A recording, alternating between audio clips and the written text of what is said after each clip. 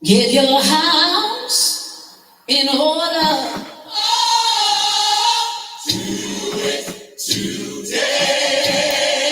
Get your house in order.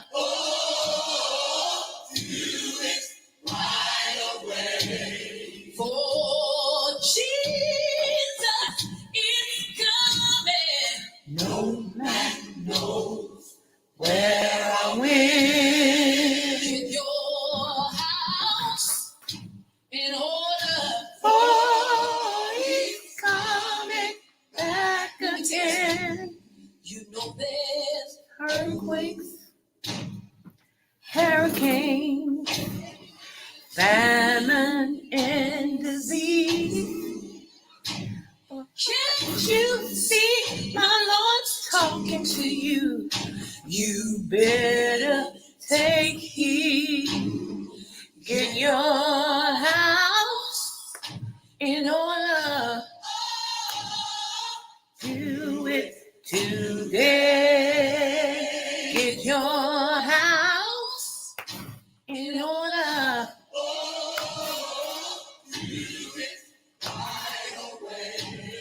For Jesus is coming.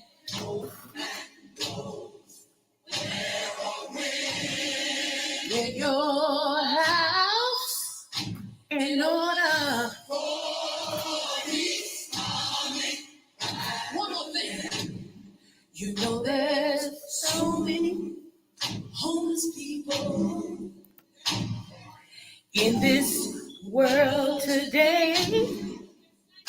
But my God's got many houses in it.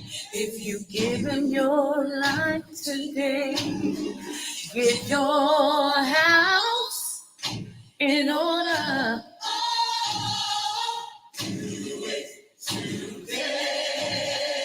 Get your house in order.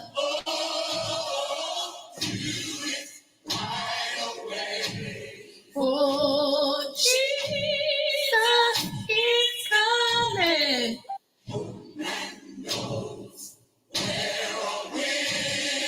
Get your house in order.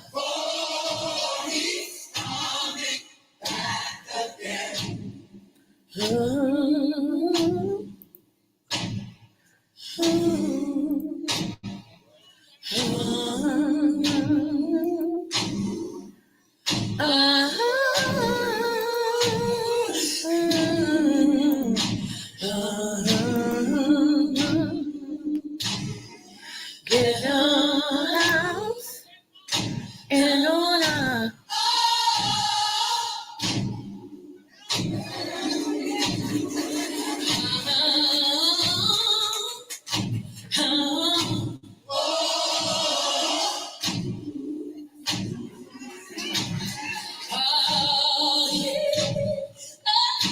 What the heck is going on with AT&T? Come on.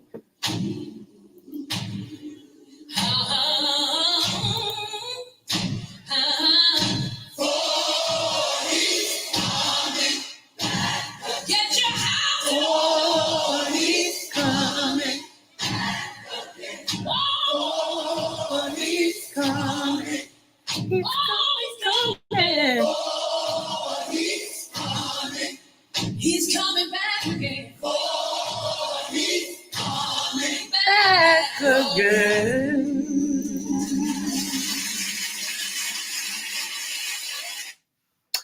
Hey everybody, my internet is sucking right now. That's because they keep trying to spy on everybody and put these 5Gs and 8Gs and 10Gs and all this stuff out here, and it's just not gonna work. So just bear with me. It's not me because I'm ready, but it's my internet. AT&T used to be one of the best internet companies around. AT&T used to be one of the best companies around, but for the last 10 years they've been sucking.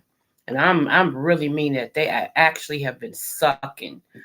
Anyway, let me introduce myself. Hey, this is your girl, Creole Butterfly, Libra Butterfly, Coco 9 through 9, coming to you guys from the great state of Kentucky, where the women are beautiful and the horses are fast. The horses are beautiful and the women are fast. It just depends on what you darn like. I want to say happy birthday, happy quinceañera, happy bar mitzvah, happy anniversary to anybody who may be celebrating something today on August the 29th, 2023. We salute you. And how do we just salute you? I am the Oprah of the what? Smooches. So you get a smooch. You get a smooch. You get a smooch. Everybody gets a smooch. When you leave here, I hope you feel loved, appreciated. I hope you feel happy, healthy, and whole and learn something from the channel as you walk out my door. If you don't mind, like, share, and subscribe to my channel. Please and share again. Those of you all who be surfing my channel, I see I got a lot of people that love my content. If you just go ahead and hit that subscribe button, you'll actually help me get to where I'm trying to be, okay? I can't make it without you. I need you. You need me. We're a big fat family with a great big smooch that I give to you and you. Won't you subscribe to me too? Some mooches. That was right off the dome, yeah. Good morning. Hey, 300. Good morning. I have almost at the end of my coffee, y'all. I'm going to try to give up coffee again in September. My Facebook family and friends, they are already going at me. I put that out on Facebook. People are already going at me on this. You'll be surprised how many people don't comment that know me. Like, girl, please. You've been trying to do that for years. I'm telling y'all, the only time I really gave up coffee is when my deceased husband was in the hospital. I gave it up no thought. Because love will make you do, love make things happen.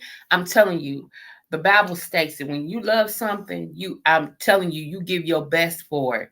You don't think about nothing that got to do with you. That's true love. I'm serious. When you really love something, you do whatever you can to get that person, to love on that person, to help that person. When my husband was fighting for his life in the hospital, I automatically, because I knew that was my only vice. Vice meaning things that you do all the time, that you have been doing, that you have a hard time with. Like it's really a part of you. It's like the I can't help it. And during that time, my husband went in the hospital. I didn't think about a cup of coffee. I was like, oh no, we ain't doing no coffee. Because I want my husband home. We ain't doing no coffee. I didn't miss it, didn't think about it, could look at my Keurig, walk past it, went past McDonald's. That coffee, I wasn't thinking about that at all. I was thinking about I want my baby home. I want to lay in them big thick arms again. I want to have some sweet fellowship because the fellowship was sweet. All that type of stuff. I just wanted the man home. So what was I willing to do? Give up anything that I had to for him, and did, and did, and did. Okay. Shoot. However, that's the only time I gave up coffee. Seriously. Other than that, mm-mm. Mm-mm. And I've tried. That's what's so funny. That's how I knew I loved that man, for real. Because I did it without thinking. It was like, and anytime somebody said, you want some coffee? I ain't doing coffee right now. And I meant that. So now it's like, just pray for me, okay? One of my friends is a diehard coffee drinker like me. She said, girl, I can't do it. I don't even try. Me and her was skating buddies and we drunk coffee together. I used to date her brother, how that works and everything. Anyway, we and her still cool. Me and him still cool. You know what? I only got one dude that I used to date who I can't stand. I'm serious. Other than that, all my exes will have me back in a minute. Ask them. Because I'm a good person. I'm a good woman. If you get me, you got some. I keep saying it. It's only a stupid person that once they get me, don't know how to keep me. That's dumb. Because I am the woman everybody wants. Trust me, I am. Intelligent, smart, beautiful, charming, best friend, because I like sports. You know what I'm saying? Like, who wouldn't want a Coco? Don't you know that's what my husband said to me when he met me? That's exactly what, because his nickname is Weedy. He said, who wouldn't love a Weedy? I roll. I thought that man had so much balls to say something like that. It just kept me pulling me in. He was intriguing me. He said, "Who wouldn't love a man named Weedy?" I couldn't say nothing. I was like, I said, "Well, my mama's a hard nut to crack." He said, "Your mama gonna love me." He said, "Your mama gonna love me. Watch." And the first time she met him, he had cooked dinner. I had went to church, invited her to our house for dinner. He had cooked dinner and everything and all this and stuff.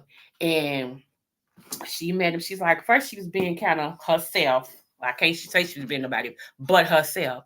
She's, kind of standoffish and all this and stuff. And he was just himself, just as charming as ever, and everything and stuff.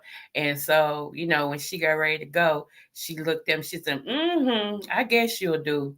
And he said, yes, ma'am. Like that. He said, I'm going to let y'all talk. And he went on upstairs. I was walking her out to her car. She said, that dude right there? I said, yes, ma'am. She said, he'll kill over you. I said, Mama, why you say that? She said, that man loves you. You could see it in his eyes. She said, he loves you. She said, and y'all just what, got together, you said? I said, about 2 months ago, 2 or 3 months ago. She said, he love you. I feel sorry for anybody that try to come for you. Because he gonna kill them. That boy love you. And I said, yes, ma'am. She said, I like him, though. He got some balls. She said, I like him. He's a winner. And got him in the car because my mama don't give nobody no approval. Do you hear me? And I was kind of skeptical. I told y'all first time my mama liked somebody, I left him. Okay, so yeah, I was I was kind of skeptical of it. It was on the fence, But anyway, y'all. Anyway. Oh my goodness. Yes. So, don't say what you won't do because I'm telling you. But, to be honest, he taught me love. He really did. He taught me love. I always had a whole lot of love to give, but because of what had happened to me, you had to like chisel through this glass wall around my heart. And he knew it was worth it, and that's what he did. He loved me until I just couldn't do nothing but love him. I mean, with everything I had, because the man loved my faults and all. He didn't criticize me. He just loved me through it. And that's what it says. The Bible states that love covers a multitude of sins and faults. And that's what he did. He truly loved me through all of my just bad stuff, the stuff I was trying to change, and the stuff I was trying to hide. It came out with him because I started feeling comfortable with him. I could trust him. I knew he had my back. You know what I'm saying? So it was like I had to open up and give him all of me. I really did. Like I said, I was at Go Get a Mom, single woman, and I would always say mine, mine, mine. And after we got together, instead of him getting mad about that, because most men went, what you mean, man? Ain't I, all that stuff. He didn't do that. Every time I would say, yeah, because that's he said ours. And I'm like, yeah, because he said ours. And I'm like, oh, I'm sorry. You're right. Ours. He's like, it's okay. It's going to take some time. I know. He was just, oh my gosh. Because he knew you couldn't be haughty with me. Seriously. I'm that woman. Some men, y'all, they feel like the way to get your attention is to be all haughty. And I'm and you don't be, and all that. He knew it didn't work with me. Because I'm an alpha male in my mind. I'm the same nigga he is in my mind. Seriously, not trying to be funny. Men influenced my life. So I think like a man, real talk. Every time I've run up against people who felt like they was going to get me and do all this and all this with my man, it don't work like that. And this is the funny thing. I keep saying this. I tell a man exactly who I am. They don't believe it though, because they don't run into women who are honest about who they are, so they don't believe it. They think I can't be who she gonna be like, and I tell you exactly who I am. I do. I don't lie about me. I tell you exactly. I feel like yes, I might as well tell you the truth. That way you'll know. Why lie? We wasting time lying. And that's why I don't like when I'm lied to, because I come straight forward. Like, okay, this is Coco. This is how I am. This is what I like. This is what I don't like. Now that you know all of these, you got one time. You got one time because nobody can remember everything. So I got it. But the next time you do it after that, it lets me know two things. One, you don't give a darn about me. And two, you trying to play me. So I'm always on guard. Because if you tell me, don't do this hurts my feelings, I don't like this, this happened to me when I was a kid, so don't say this or don't do this. And maybe I slipped the first time, but I shouldn't do it no more. Ain't no more slips. You see what I'm saying? Ain't no more slips. Now you trying to be funny. You trying to throw a boulder at me. And so since I know you don't care about my feelings and you don't care about what I've been through, I don't care about what you've been through. We both gonna do it. How about that? So I do, and I got a man like a dude. I do. I ain't a dude, but I got a man like one, and that has kept me living and surviving because I think like a dude. I have that woman side too because I am a woman first, born that way and everything. But my training came from men, from bros, from like I said, dudes who are dudes that talk that stuff and would sit me down and school me, my brothers, my grandfather, my daddy, friends. Because I told you I used to hang with dudes. Seriously, I used to hang with dudes. And once they got over the fact to stop trying to screw me, they realized I was more of a friend and sister than I was anything. So my friends became just that, my friends, and they would school me. And I started picking up how a man think, just like this.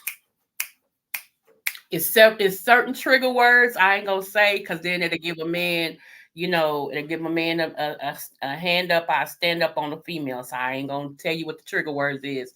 But there's trigger words that men told me. If you ever hear these words, boop boop boop boop boop boop boop, know he's conning you. You ain't even gotta say nothing, just know it's a con. He trying to get in your drawers. He trying to see if he can do this, this, and this. Play along. Ah, let me get into my commentary because honey, let me drink the rest of my coffee so I can shut what we call the heck up. Hold on. All right. I hope you all have been having a terrific Tuesday. Terrific Tuesday, y'all. I am in such a great mood. Oh my goodness. Okay. All right. I can't tell that. I will say this in 30 days, it's my birthday. Yes. It's Miss Libra Butterfly's birthday in 30 days, September the 29th. Also, a content creator and his people are going on a cruise on September the 29th. I wanted to go, but this is what I was afraid of, y'all. I'm going to be honest with you. I was afraid that I would have to share a room with somebody I don't know. And that can be, yeah, I'm my own person. I do me. I have a cleanse thing, like what's that? ODS, not ODS.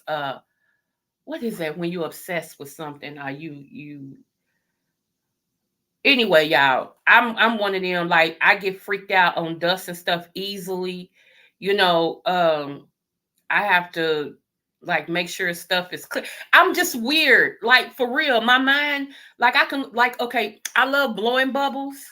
I do. So sometime when I was in the corporate world, in order to relax me, I would get I would bring some bubbles to work and I would blow bubbles. And so one day people kept on saying, why we keep seeing all these bubbles go up in the air? So my supervisor came to me and she was like, "Is that you?" I said, "Yeah, blowing bubbles." I said, "Yeah." She said, "Okay." She said, "We was wondering." I said, "Why am I in trouble?" She said, "No, we was just wondering where it was coming from." And I told her, I said, "I have an anxiety level. Sometimes my anxiety gets the best of me. So I've learned that if I can blow bubbles, it relaxes me." And she said, "You know what? That's a good idea. Plus, it changes the atmosphere around here." So they started making a memo. If y'all want to bring y'all some bubbles to blow, you can. Just don't blow it in people's face, right? And so that's one thing I started at this particular Fortune 500 company is where if you have an anxiety, bubbles is a good way to relieve your anxiety. Okay. So if your kids like to blow bubbles, let them blow bubbles. Seriously, I gave all my kids, even my grandkids love bubbles. Like we walking around the yard just slinging bubbles. Anyway, it's a whole nother story. But however, I got this thing, and I forgot what the name of it is called. It's not trypophobia. It's something phobia where if something is boiling, Like if you ever cook beans, and when beans get to boiling at a certain point, it develop these scummy bubbles. That freaks me out. I'm serious. There was a commercial where this guy was talking. They had made him like cut up paper, and every time he talked or moved, the paper would, his body would flap because it was paper. Y'all, that freaked me out. I'm like, no. So yeah, even though I blow bubbles, that's different. So I think it's a control thing, to be honest. But when I see something boiling or whatever, it looks scammy or whatever, I even have when I cook. Seriously, when I see meat, raw meat, like, to be honest, I can't cook hamburger. Like, I can cook it because I know how to cook. But when it comes to making meatloaf or whatever, I don't touch it. My husband, believe it or not, my deceased husband, for all these years we've been together, my deceased husband used to mix my stuff up in my hamburger. Seriously, I will put it all in there, and I'm like, babe, it's ready. He would come in there, mix it up, form it out. If I was making meatloaf, if I was making meatballs, I taught him how to make my meatballs. He would do those. He always told me season it, and he come in there, he roll them out, he do everything that I tell him to do until he just got good at it. So I got to a point, I'm like, baby, it's ready, and he would go do his thing. Even when we had hamburgers, he wanted me to season them, put whatever I want. He'll pat them out for me, put them in the skillet. I flip them and stuff, but I can't touch that raw burger. That raw hamburger, y'all, does something to me. I don't know why, but just the feel of it, no ham, no sandwich, no spam. I cannot, y'all. Pray for me. I'm trying to overcome that. Last month I actually had to dig into hamburger for the first time in over 30 years, y'all. Seriously. Because I was home by myself and I wanted a freaking hamburger. And I don't believe in them already made fake hamburgers because ain't no telling what's in them. Ain't no telling what's in what we eating. But I pray over them like the Lord said, and I go on. Okay. Um, but I had to dig in there. Ooh, wee, y'all. And I put an egg in my burger meat. You know what I'm saying? I put an egg in there along with my seasonings and all this and stuff. That's the chef in me. And and I had to touch that meat. And then with the egg, because an egg is mushy. Oh, yeah, I was in here crying. I kid you not. I was in here like, what? You would have thought I was weird. I just can't touch that stuff. I think the fear of boiling water is called thermophobia, if I'm correct. Okay. Well, I don't know if it's water, but it's anything that's got them scully bubbles that come up. Water, beans, whatever. If I see it, I freaks. I freaks. I don't know why, and I don't know how that phobia came on me. Yeah, I'm gonna be honest with you. I don't know how it happened. Just one day, I happened to look, and I was like, "Oh!" And it just reminded me of pus and oh, I don't want to freak you out. I don't want to freak you out. Okay. So, anywho, but y'all know a little bit about me. So that's a phobia I'm trying to overcome. I don't know. Like I said, I don't know how I got that phobia. I really don't. Um, I don't. I still don't understand why I got it. That's the thing. And I'm a counselor. We don't know everything. That's why we have a counselor. I'm a counselor with a counselor. You feel me? I'm a therapist with a therapist. Just like most preachers need a preacher. Y'all feel that? Like, seriously, you always need somebody that you can go to. Even though you give out to people, you still need to have a covering or somebody that you're accountable to. Anybody who don't have anybody they're accountable to is like a building with no walls. Anything goes in and out, and you really can't trust it. You just really can't trust it because somebody needs to be the one to check your chief when you wrong and when you right. When you wrong, I'm this way. I'm gonna stand by you regardless, but I'm gonna be the one to tell you you wrong. When you wrong, you wrong. When you right, hey, you did a good job. You wrong for that. That ain't right. But I'm gonna stand with you. You ain't right, and I'm gone. No, I'm gonna stand with you as long as I can. But when you get me to that point, I don't care what happened. I ain't got nothing to say. I ain't got no dog in the fight. You feel me? So, move forward. We're talking about Nimrod today, y'all. Can you get you some? I don't want to touch it. Period. Even with gloves on, I don't want to touch it. Mm-mm. That's okay. Hopefully, my next husband he'll pick up the thing because right now my son does it. He already know. Mama, can you season my hamburger meat? I'll pay them out. Sure can. I like when you season them. I know you do. Mama, can we make some meatloaf? I already know. Just go ahead and put the stuff in there and I'll shape it and put it. Okay, thank you. I don't, no, mm-mm, no, I'm good. I'm good on that. So that's why I don't eat a lot of beef. Plus, it ain't good for you, but that's a whole nother story. But that's why I don't eat a lot of hamburger and meatloaf and stuff like that. If I gotta touch it, I'm already having a problem with chicken, touching chicken. If I see a feather, oh my goodness. And I burn them off, I pull them off, but good, yeah, I go this whole metamorphosis about a feather on a piece of chicken. And I know I probably shouldn't because you can kind of expect that, but never the freaking less I do. Oh my God, this chicken, they ain't taking his feather off his chicken. That means this chicken is dirty. Ugh. I mean, I go through and I wash my chicken. I don't care what they say. They be talking about antibiotics on the chicken. Screw you and your antibiotics. I wash my chicken thoroughly. Do you hear me? I love me and apple cider vinegar. We got a relationship. I would never give up on apple cider vinegar. I would never get up on baking soda. Okay, or I'm gonna have my baking soda, baby. Who I put my chicken in some good water with a little bit of baking soda and a little bit of apple cider vinegar, and I wash and I wash and I wash and I wash and I wash and I wash. Then I dry. Then I season. Then I flour. Then I dry, I season, I throw it in the oven. I dry, season, I flour, and I throw it in the grease. But we get washed over here. Everything gets washed over here. Okay. Shoot. Anyway. Okay, I'm back, y'all. Like I said, AT&T sucks, so y'all gotta bear with me. Okay, so we're talking about Nimrod. Let me give you an introduction on who Nimrod is. Nimrod is the son of Cush. Well, actually it's Cush. And it's funny because Cush is also Kush, which is synonymous in weed. Okay, it's another name for marijuana and weed. It's Kush. Okay, it's even in the dictionary. Kush. Okay. So Cush is the son. I'm sorry, Nimrod is the son of Cush. And he's the great grandson of Noah. Just in case you've been living under a rock, you don't have any affiliation with church. Noah was the one God uh, picked to start the world over again. Noah was the one that for many years preached it's going to rain. The problem with that was, if my studying is correct, the people that Noah was preaching to about rain had never felt rain before. They had never seen rain before. So Noah telling these people it's going to rain really didn't register, because what is rain? Maybe they heard about it, but they never experienced it. Okay.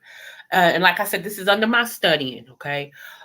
So that's just like me going to, let's just say, um, going to an Asian community talking about, do y'all have chitlins?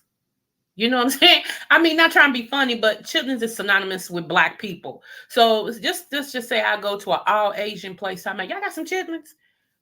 Maybe they've heard about it, but they probably ain't gotten none because that's not part of their delicacy. That's not part of what they do, right? So, uh, yeah. So anyway, they were told it was gonna rain. Okay. And while he was preaching it was gonna rain, God had given him specific instructions on how to build what we call an ark. He gave him the specific wood, the specific measurements, who is to go inside of the ark, everything. Okay. Uh, and so we're going to fast forward. Noah was on the ark 40 days, 40 nights. It rained 40 days, 40 nights. Okay. He was actually on the ark a little bit longer than that. It actually rained 40 days and 40 nights straight. Okay. In your city, if it rains more than 24 hours, you got floods everywhere. So can you imagine it raining 40 days, 40 nights nonstop? Okay. All right. So in the ark was Noah and his wife, Noah's three sons, Shem, Japheth, and Ham. Okay. And their wives.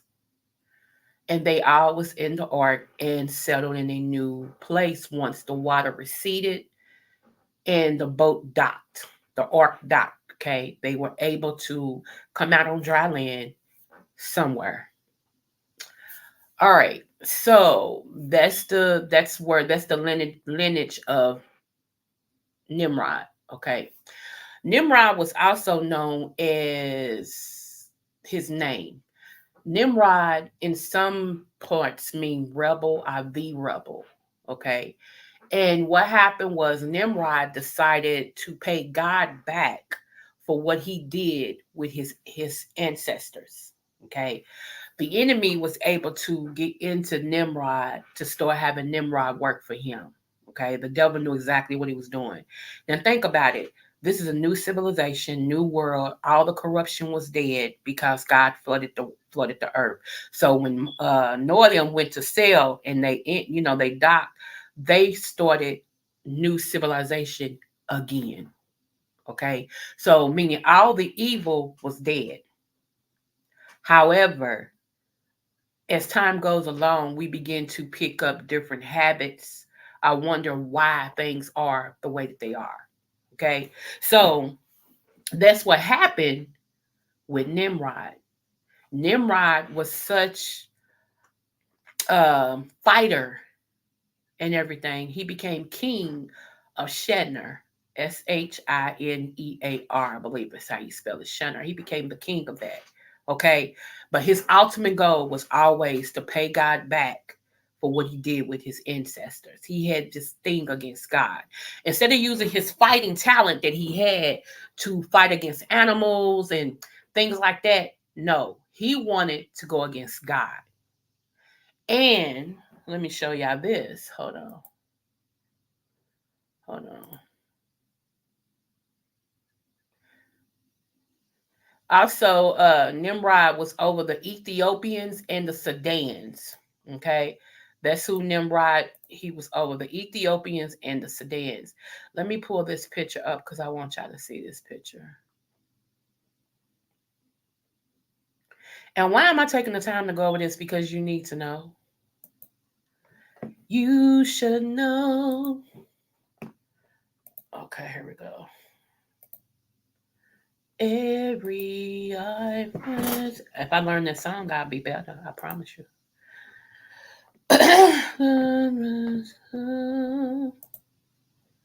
You should know. I'm such an old soul, y'all. Okay, so here's the picture. Okay, hold on. Every heart has reason.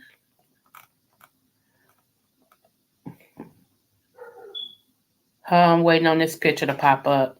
Like I said, I don't know what's going on with AT&T, but I'm gonna get on the chat with them and tell them to fix my internet because it's going too slow. And AT&T is too expensive for your internet not to be working the way that it's supposed to be working.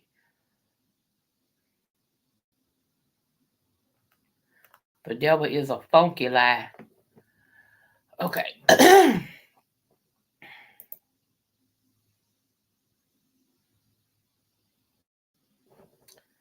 Okay, let's share. You should know. Okay.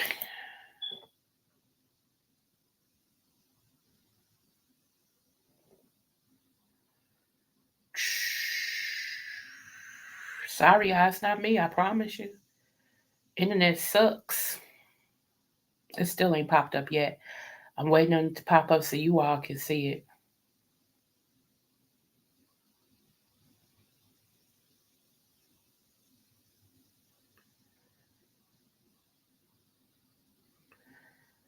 Okay, it's in my box finally. Okay.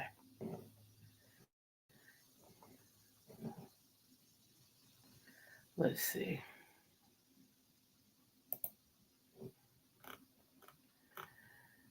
Then it don't pop up the way it's supposed to. It popped up something else. Oh, here we go.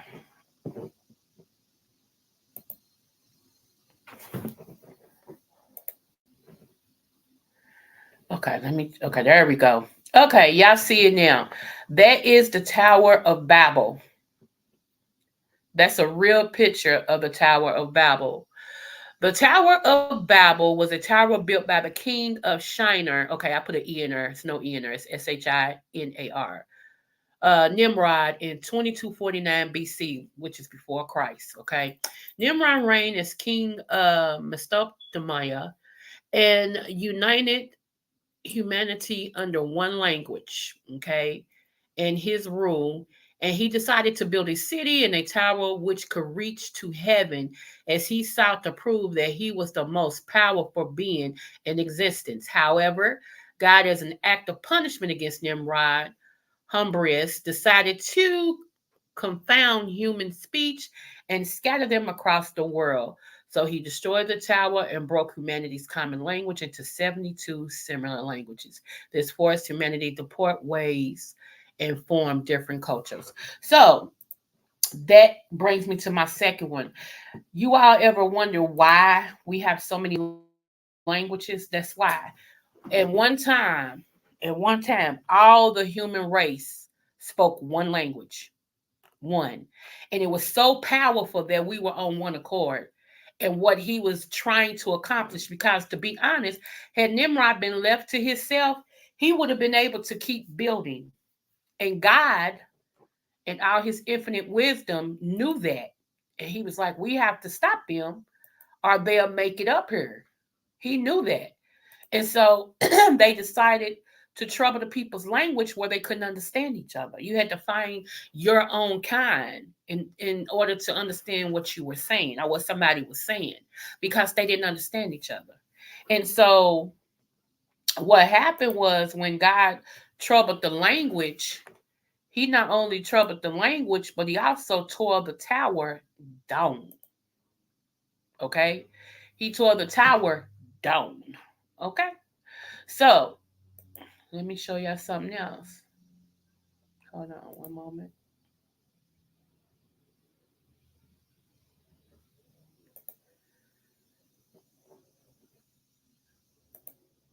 Okay, so let's get into something really quick. Okay. You can read. Well, I'm gonna read that to you, so it's no need for y'all to do it. Okay, let me pull this up again.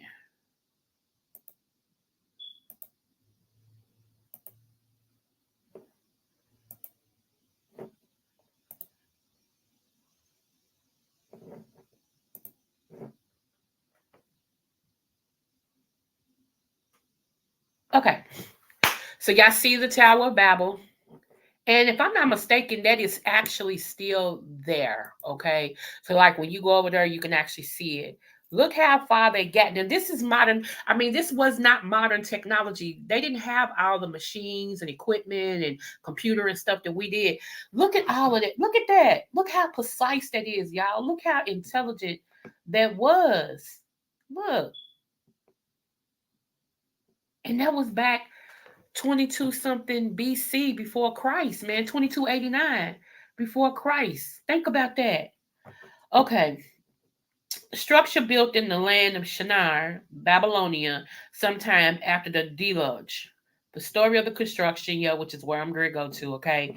I just want y'all to see a little bit better, picture of that. That's what Nimrod ordered his people to do. He wanted to go against God for what God did with with his ancestors and stuff. Look at that. Wow. That's stuff like that. It just intrigues me, y'all. It really does. It really does. It intrigues me. Okay, so let me read this real quick. Let me see. Okay. It says now the whole world had one language and a common speech. Okay. So that right there backs up what I told y'all.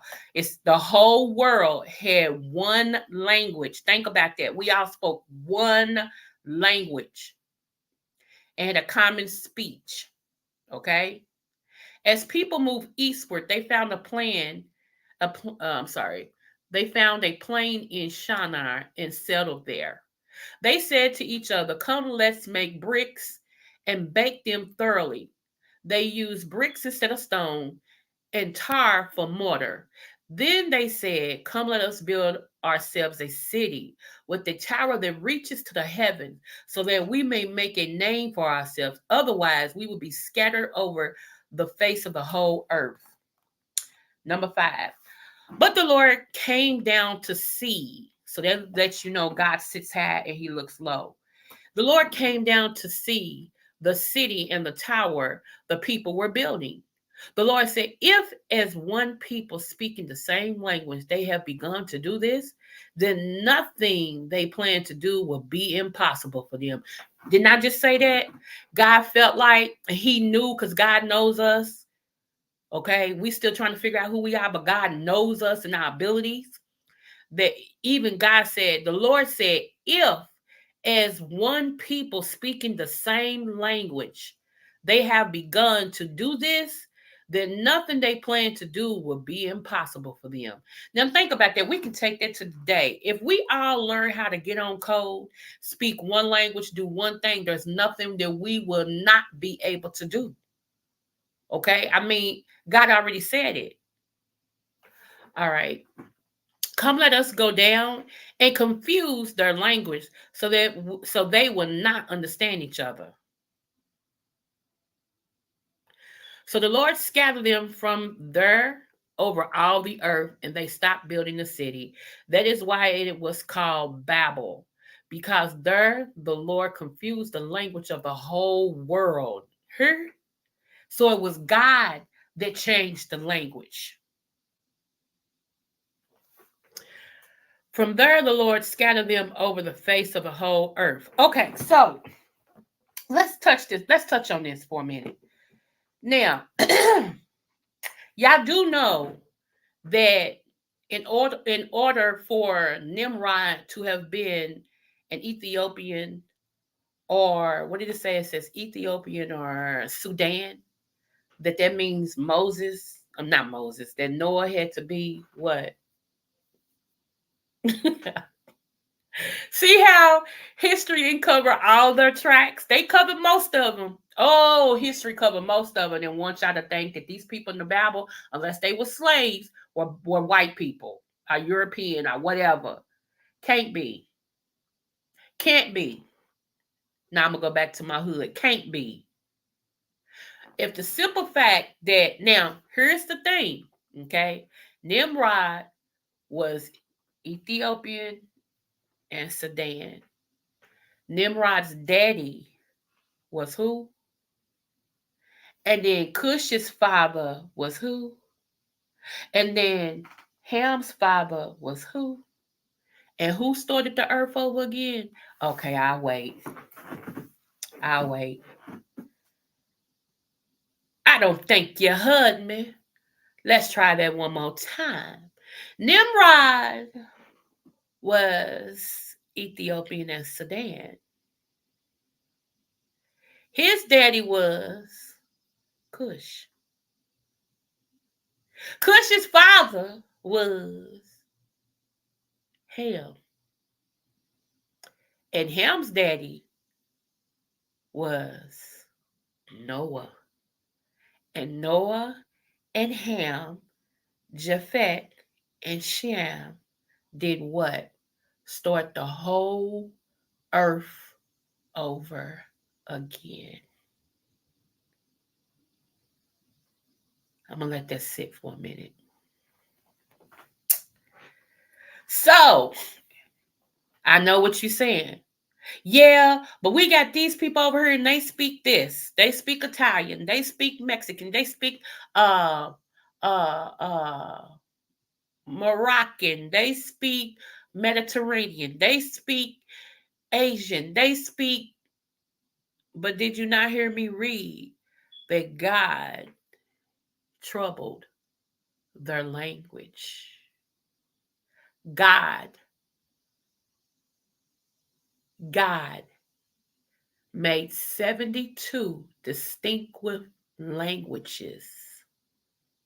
72. from one language. They all spoke. I just read it to you. Everybody in the world spoke one language. One. God Himself changed the languages to be 72 distinctive languages. And He sent them all over the world.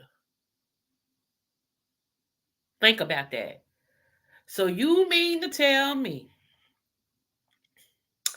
that Europeans are not really Europeans? You mean to tell me that Asians are not really Asians? You mean to tell me that Arabs is not really Arabs, but that we all come from and they are, you guessed it. Hey, cousin. Hi, you cousin. What's my cousin? You my cousin. We got the same. Yes. And in the famous words of Miss Vicky Dillard, I'm your mama. Because you come from me. I just. Let me see what you're saying, 300. Hold on.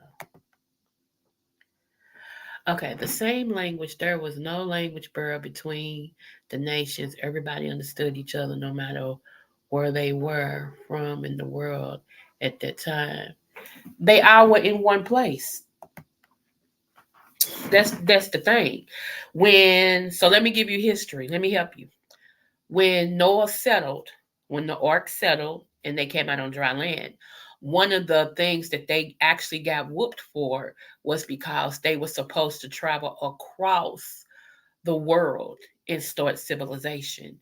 And that's the one thing they did not do. So they were already disobedient. They actually all stayed in the same area and they wasn't supposed to. That's why they were able to understand each other and build and stuff like that. They was actually supposed to spread out to every corners of the world to start humanity over. And that's the one thing that they did not do. So that was part of the punishment. And that's how sin began to come in because once again, God saved your whole family, and your instructions was to spread out and multiply. And that's the one thing they did not do. So that's one reason how sin got back in from being disobedient. That's it. Okay, anyway, moving forward. So what God did, He took it upon Himself, y'all, when He actually changed their language. As you see where I read, let me read it again. Okay. But the Lord came down. Hold on one minute. So the Lord scattered them from there over all the earth.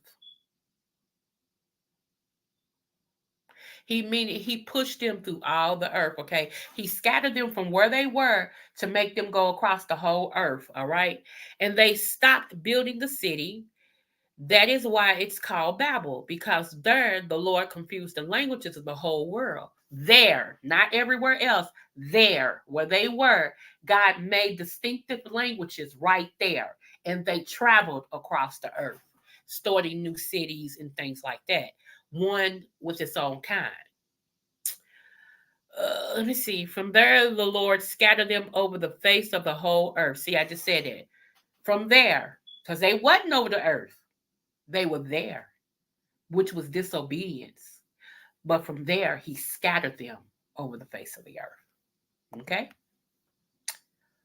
So now y'all see that. Now you know, just in case you didn't know anything about Nimrod, you do. Nimrod was notorious. You know how people say, "Ooh, you dumb like Nimrod." Nimrod actually was intelligent. He was a disobedient person. He was an evil person. Believe it or not, he was very evil, and he had a chip on his shoulder. To be honest, because Nimrod was mad at how God had destroyed his family. Yeah, he was mad about that. Uh-huh. He sure was. And so his thing was he was gonna get back at God because God, you know, yeah. So Nimrod had a very good ability to fight and kill. Okay, he was notorious for being uh, a, a rebellious killing machine, fighting machine. And from Noah, like I told y'all, Noah had three sons, Japhet, Ham, and Shem. Okay, and all three of them was supposed to spread out. Okay, and start in different parts of the earth, replenishing, uh, people and all that. The descendants rather, uh, of Shem. Give me one moment.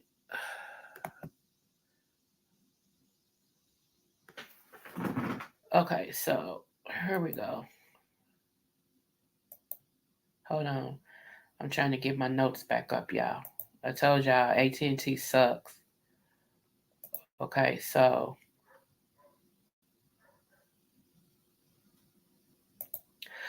okay, there are people in northeast, north, and the northwest of the land of Israel. Okay, descendants of Ham represents nations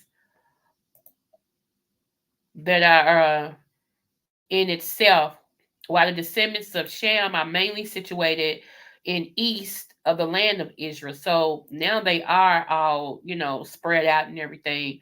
So making the land of Israel into the center of the world. That's what they did. And Nimrod is mentioned in Genesis, Chronicles, and another chapter. It's not too much that's said about him outside of Genesis and everything. But he is listed in the Bible because he is a person that was legendary in his reign. And Cush, like I said, is the father of Nimrod. He's the child of Ham. Okay, and so uh, like I said, he was, considered a warrior, a mighty warrior at that. And Nimrod also was married. And so let me it's something else I want to read to y'all real quick so we don't get no misunderstanding. Okay. Ham is the I'm sorry, father rather of the dark race. Ham is the father of the dark race. Okay. Now, let me tell you what that dark race encompasses. The father of the dark race is considering Ethiopians, the Cushites, and the Egyptians, but not the Negroes, which is us. Okay? Okay? Do you get what I'm saying? He's the father of the dark race, okay? But not of the Negroes, which is he's not our father. And I'm gonna tell you who are from Shem and Jacob, okay? The Negroes are from Shem, Shem, and Jacob, okay? Africans no more than anyone that Black Americans are no kin to them. If anything, we are kin to them because of who our founding father Shem is, and Shem is Ham's brother. That would be the only kin that we would have. Do you see why I'm still saying that the dark race period, the race period, still comes from Noah, who's a black man? He can't be white and have an African son. He can't be white and have an Ethiopian grandson, a son. He can't be white. That don't even make sense. That's crazy. I'm just saying. And for a while, I remember people were saying, well, Noah, he had three sons. One was white to represent Europeans, one was black to represent black people, and one was something else. Well, what's the other? What's the something else? That's dumb. That's bigger than dumb. That's stupid. That's dumb. No, Noah was black. Hello. Good grief, I reckon. Anywho, let me go back to this. Okay. Ham is the father of the dark races, Ethiopians, Cushites, and Egyptians, but not the Negroes, who are from Shem and Jacob. Okay? If you ever want to know where you came from, Shem and Jacob. Y'all know who Jacob is? Oh Lord. Okay. Africans know more than anyone that Black Americans are no kin to them. That's why we were gathered and sold first from Africa as we fled into Africa from persecution. I'm trying to told you. That's what happened, y'all. We got wind that the Europeans were coming and they wanted to get us and force us into a life we was not accustomed to. So we thought that those that looked like us, that wasn't us, but that looked like us, would have pity on us and hide us out as no more than being comrades over here in this country. Don't let them other people come over here and get us. So we're going to hide out with you guys. But what they did was, because they knew we were the promises, that we are God's protected people, we are God's promises on this earth. They got mad at that and decided, no, we don't like y'all either because of the promise of God on y'all life. Hello, remember, we don't belong to him. They did. We belong to Shem, which is the promise. Okay? So they decided, we're going to get rid of y'all. We're going to sell y'all into slavery. And that's what they did. Even knowing, because they had people to go and watch, even knowing some of what we would endure when we got put into slavery, those people still sold us for money and honey and other stuff. They sold us. They didn't care. So that's why the other day I read y'all that promise that God himself said he gonna get revenge on those who actually enslaved us. He's gonna get revenge on them because we are his people. If y'all don't know who Jacob is, I'm gonna do one on Jacob too. Jacob and Esau. That's very interesting because of what went on with that is happening in today. Everything that went on is really manifesting today. That's why I came on here to do this Nimrod thing, because you got to know who you belong to and who you don't in order to see how that the world is splitting and how that the evil people are doing what evil people do. I can't expect nobody evil to do right. Come on now. That's stupid. We past dumb. We in the stupidism right now. You can't expect evil people to do good. They're evil. Duh. I expect them to do what they do. My response to what they do has to be different. I can't fight evil with evil. One, you will never out evil somebody who's evil from the core. You just can't. That's how they were. Excuse me, y'all. I'm sorry. That's how they were born. That's who they are. You cannot fight evil with evil. You just, when you're a good person or you are God's chosen, you have to fight in a whole nother realm. And sometimes it looks like evil wins when they don't. They may get away, but they'll never get by. Oh, let me flip that. They might get bad, but they'll never get away because God will always tap that behind and be like, you remember back in 2001, you did X, Y, and Z to my child. Well, okay, today is the day you pay up. You be done forget all about it and gone about your business. That's why y'all, to be honest, I'm gonna be honest with y'all. It's not that I'm just this so gun-ho person that blah blah blah. I have just seen God fight my enemies and almost kill them. Seriously. And I'd be like, oh God, don't kill them. Please don't. I'm praying for my enemy. Even the Bible said, hold on, let me pull this up. See, we're going somewhere today. Let me hurry up. I'm already at 59 minutes.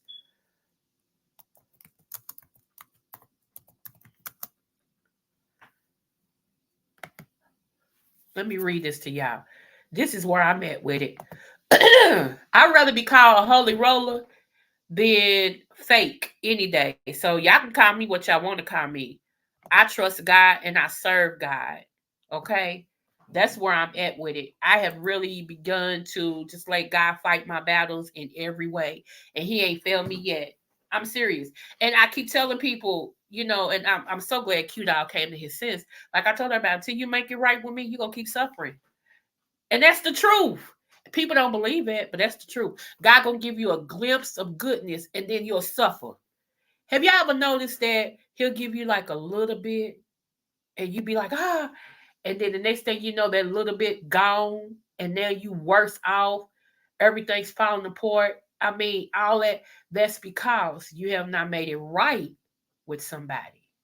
And God is like, I'm not gonna let you win. You gotta make it right. And even if you don't know how to get in touch with the person, you can always say, you know what, God, I was wrong, and I repent for that. For real. I renounce and repent for that. I was wrong. Forgive me for that. When you do that and you mean it from sincere heart, gotta hear you. But until then, you can't keep getting by and think God gonna let you keep getting. He ain't doing that.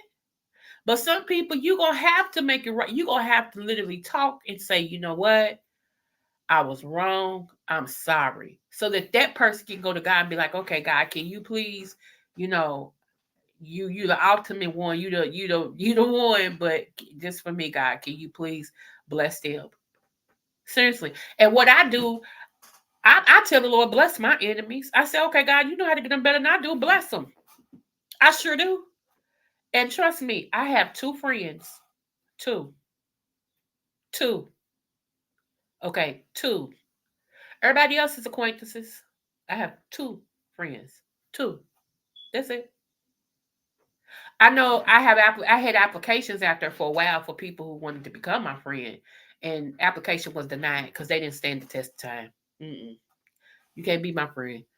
And I might have shared up my whole life story with you, and all that I shared is in the book. You can go read it.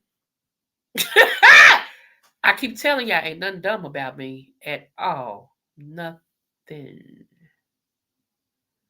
Uh-huh. Everything I shared is in the book.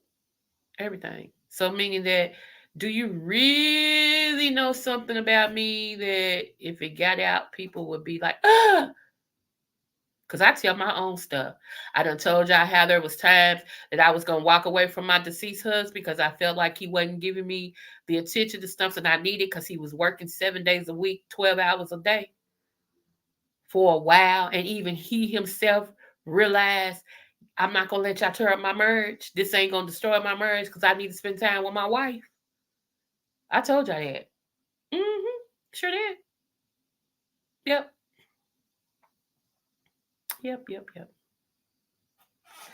I told y'all I done had issues with my flesh, lustful issues with my flesh. I done told y'all all of that. Sure have. Mm-hmm. Yep. Done it all. I've done it all. Trust me. Phone sex. I've done it all. Uh-huh. So there's really nothing nobody can, come out here and be like, Coco was, she already told all that. Well, what else you got? See what I'm saying? So, yeah. Because here's my thing. Here's my thing. One, I'm delivered. Thank God. Two, I'm God's daughter. Whatever I've done, He saw. So who are you? Whatever I do from this day on, He's still gonna see. So why lie? That's what I don't get, why people lie so much. I still don't get that because it's like I may not see it, but God sees it. You still lie, and lies still count, huh? It'd be like, yeah, okay. Oh, Jesus, fix it, Lord. Hold on, y'all. My nose is draining. My ears stopped. Living in the valley has its perks and advantages, but not so much.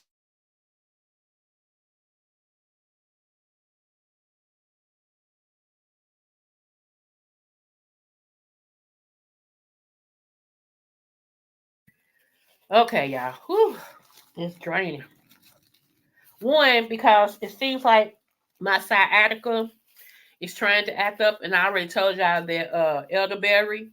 actually is the herb that heals and helps your sciatica. So elderberry has a twofold. It also, if you have allergies, it make your nose run. It does. Elderberry is a bad boy. That's one of Dr. Sabi's staples is elderberry. So not only do I take it for detoxification and allergies and stuff like that, flu, things like that, but elderberry actually helps your sciatica. It really does. So I get the strongest elderberry possible, y'all, and I'm good. Hold on, let me blow my nose one more time.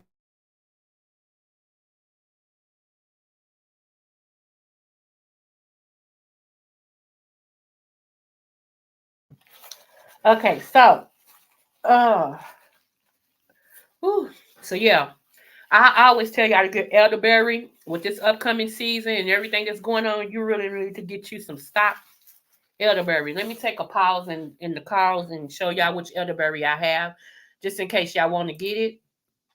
Hold on.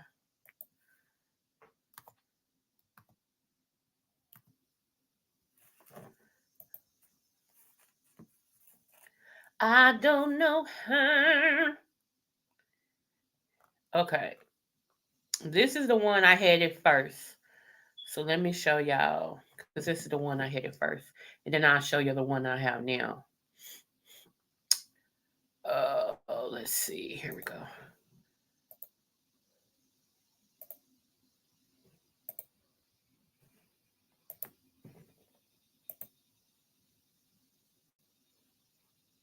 Okay, this is the one that I bought it first, and trust me, this worked. You can see how many. As soon as AT&T let it up on the screen, chat. Okay, you can see it's 3,000 milligrams per serving, so that's one pill. One pill. And it came with 180 pills. So if you take one a day, that's 180 days this will be in your body. Okay. Uh let's go here. It's non-GMO, it's gluten-free. I get the best of the best, y'all. See that?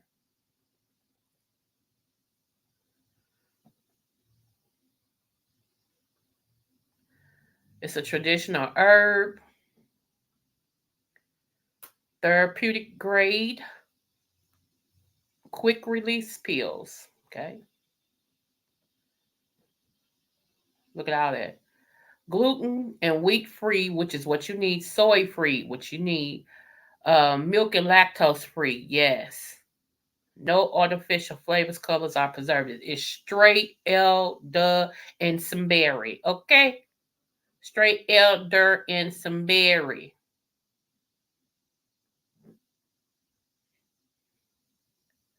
Okay, so that's the one that I had. And I got out of that, so I bought this one next. Give me one moment.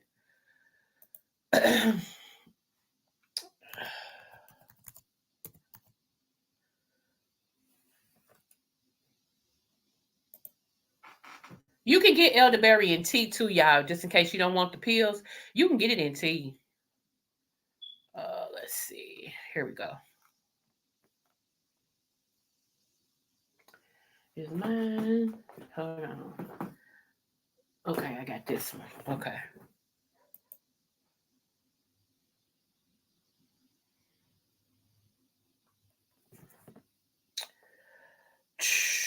It's coming up, y'all. AT&T so AT&T so.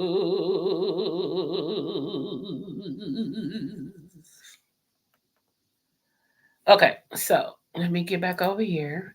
Y'all see my little list over some stuff I'm buying. So when I pull it up, mind your business. Mind your business. That's all. Mind your business. Okay. This is the one I have now.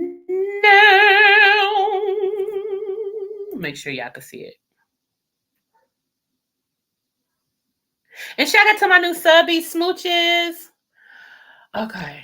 Come on. Ham and cheese neck. Pop up on the screen. Okay. There we go. All right. Let me get back over. This is the one I have now. As you see, there's a subtle difference. I went on and got the one with hold on. I went on and got the one that has zinc, because zinc your body needs all the time, and vitamin C. Okay, so I have two herbs that I take that is very high in vitamin C, because y'all, vitamin C is a very important part of your body. Okay, the healing of your body, believe it or not. So with these three together, I got a powerhouse. Okay, triple immune support, right? Okay, antioxidant protection, gluten free, GMO free, and soy free. Okay, so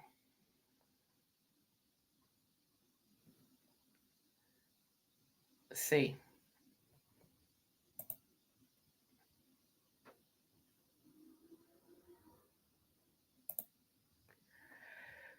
3 times the coverage triple immune support complex. Okay. Oh, I can breathe. Mm-mm-mm.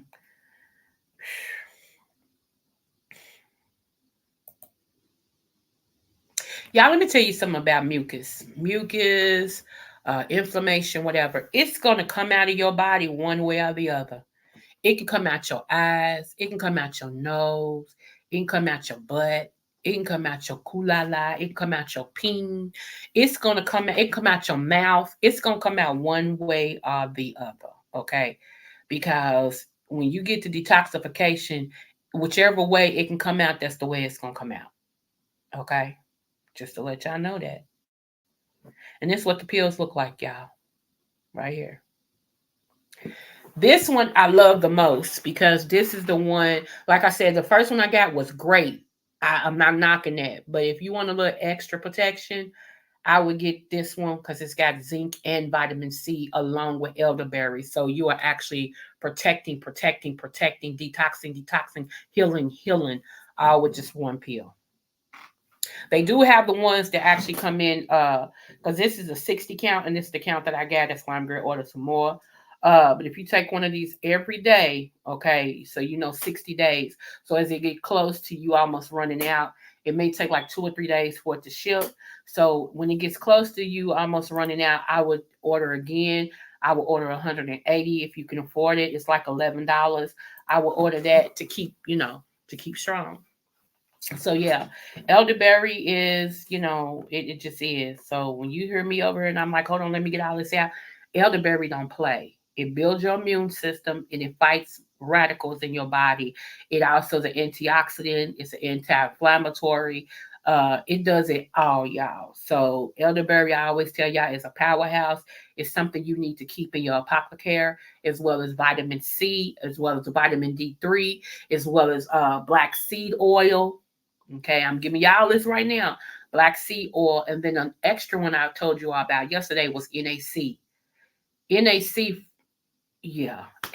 Yeah, let me tell y'all what elderberry do. Hold on, let me just tell you what elderberry do. The berries of the elder. Let me tell y'all what that does. Hold on. Which list am I gonna pull up? Let me go in this. Hold on. Let me look in my folder. Get my folder. Take it away. Oh, wow. I don't know why that Beyonce song is in my head because I don't even listen to Beyonce. That's what's so funny. I think I've watched so many clips of Blue Ivory dancing, and that's the part she be dancing on. So that little part is stuck in my head. Let's see. Elderberry. Okay, this is from my one folder.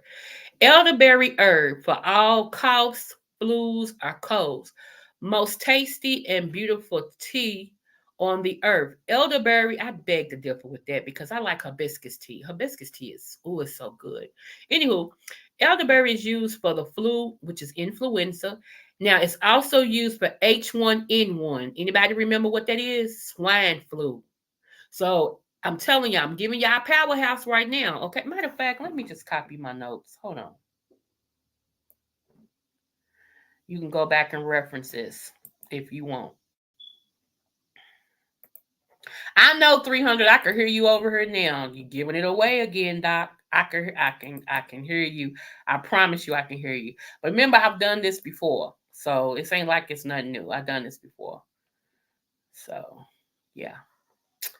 Okay. So here we go. Elderberry herb for all coughs and flu or colds, most tasty and beautiful tea on earth.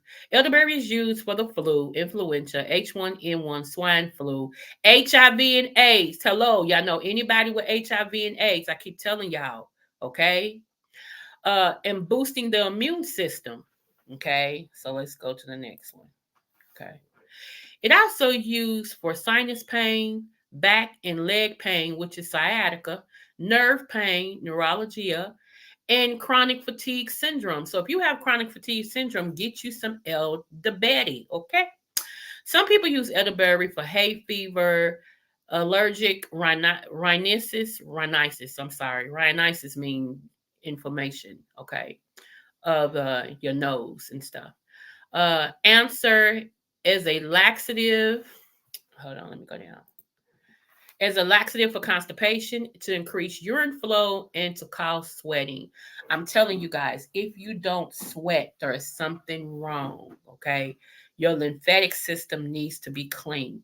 Most of the way, because your lymphatic system is your third kidney, okay? Look at it like that. You have three kidneys, two in your body, on the inside of your body that does filtration, and then you have your skin that does filtration. So I always tell people, watch what you put on your skin, because all these colognes and all these all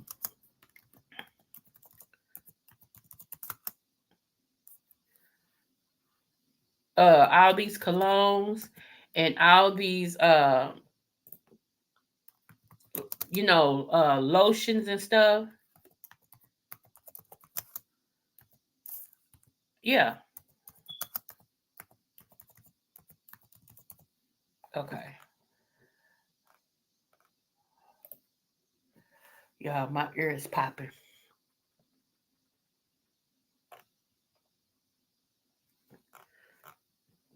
Okay.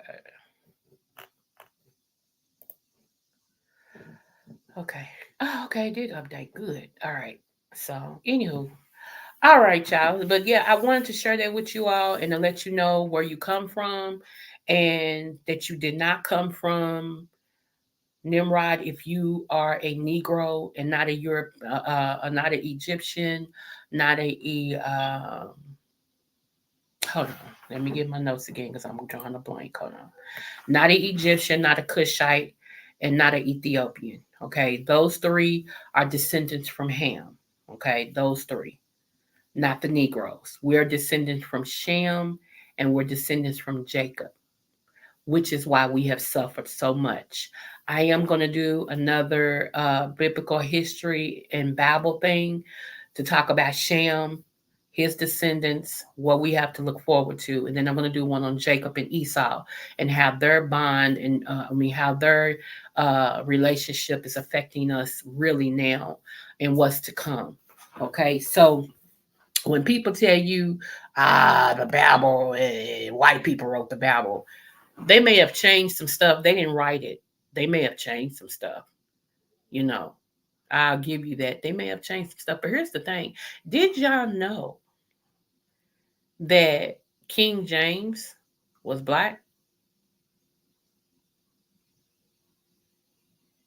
I'm going to let that marinate. Okay. He was black, people. He was black. The version of Bible that you get that was translated the most was from King James, who was a black man.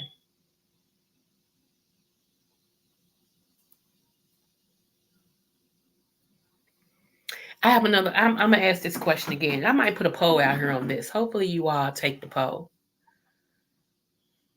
During Jesus' days, okay, hear me good.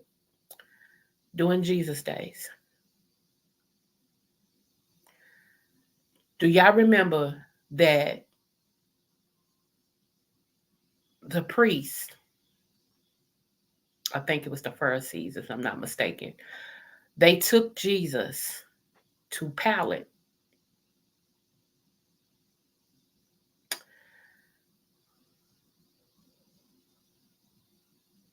who was the head. They took him to the head of the Romans. Roman Catholics, right? And if I'm not mistaken, wasn't it the Roman Catholics who killed Jesus?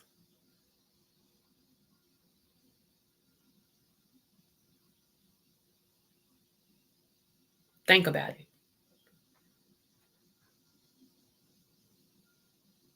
They whipped him with a cat of nine tails at the whipping post, which is another place he shedded his blood. I know I'm getting too deep for some of y'all. I know it. Just pray for me, okay? I promise you, just pray for me. My man, hey, he lost blood as he was walking up the Damascus Road or up the road to where he was going to be crucified.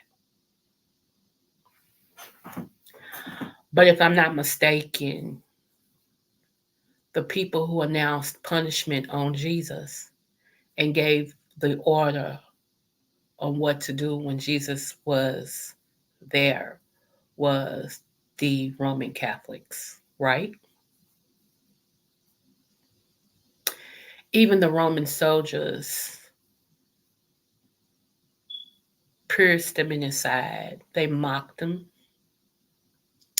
They put a thorn of crowns, a crown made of thorns rather on his head. That was the Roman Catholics, right? So let me ask you a question. If that be true, how did the Roman Catholics become in the position of power to be over the world where we listen to them tell us what's right and what's wrong?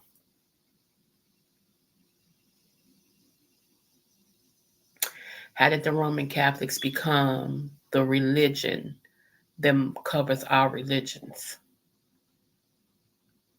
How did the Roman Catholics still have a whole city called the Vatican? The Vatican. The Vatican is a city. It's not just a place, it's a city. And it's got so much money, so much jewels, so much diamonds, so much gold. It's actually voided better than Fort Knox. It's protected better than Fort Knox. So how did all that happen?